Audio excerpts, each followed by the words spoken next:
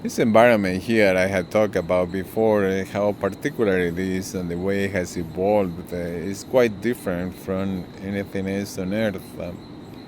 This black river, Rio Negro, which is actually red and close examination because it carries a lot of humic acid.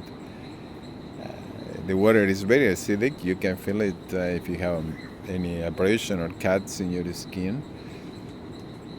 And I was thinking how this might be a way to evolve the trees lead to. If you have a superabundance of trees and rocky soil, like here there are many rocks, you end up with water that is dominated by tree decay and plant decay.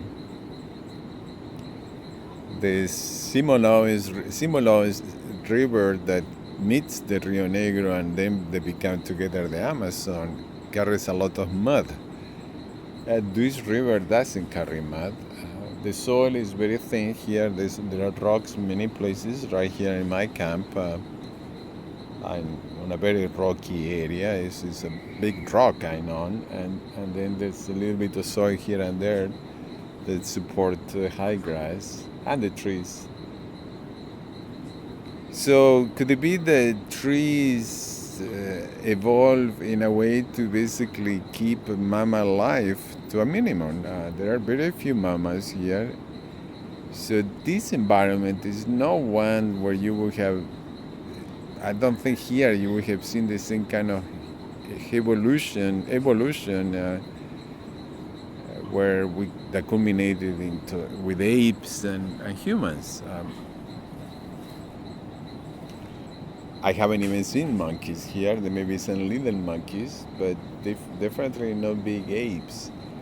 So trees may have had a way to keep intelligent life getting out of hand because that's a bad preposition for trees ultimately because we people cut down trees if we get too smart. I guess the smart evolution here was in the hands of dolphins, river dolphins, the pig dolphins, the botos, as they call them here. Botos are definitely the creatures with the biggest brains, but then they are so accommodated to their environment that they don't have a need to create tools and make fire and the like. And that's an entire conundrum of evolution. The more we move away from being apes, then the more we were able to live off the land directly. So early humans came out of Africa, they expanded around the world, and once we started running out of room for truly nomadic life, we developed more and more tools and went from very basic hunting and gathering to more aggressive activities that also were more detrimental to the environment. That's a mammal, but it's not evolved locally.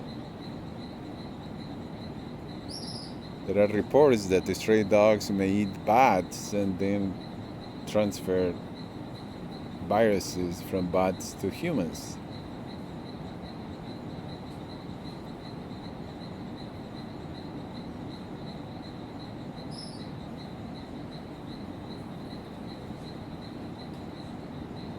So dolphins will have been the most intelligent animals, but again, dolphins didn't create civilizations because they never had become in such large numbers that they had to settle down and create tools for more denser living. It's a fascinating trade-off for a game where again, the, the more we use our intelligence for tools, the less we're able to live without those tools. So each step of the way in evolution also takes us away from living off the land without the tools we have been creating.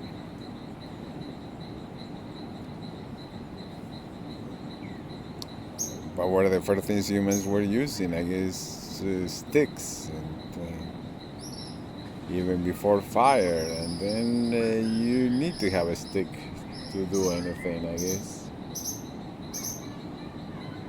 Oh, we have a lot of activity. Children, a child is screaming constantly over there, and a dog on the other side. Well, besides all the speculation, the point is that this is an environment that has evolved in a very remarkable, different way.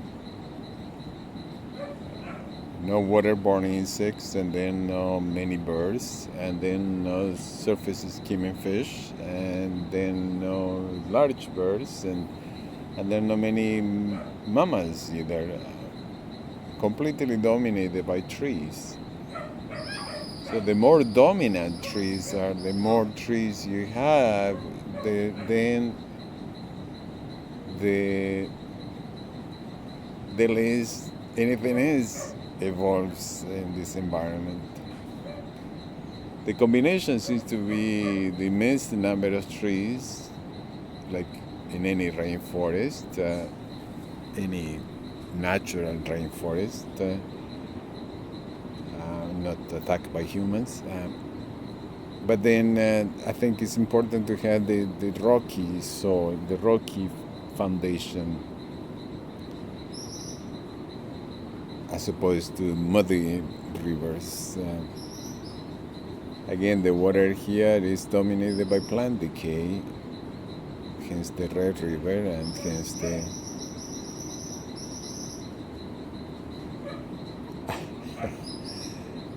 wow, it's a cacophony of sounds today, and some darker clouds coming from downriver.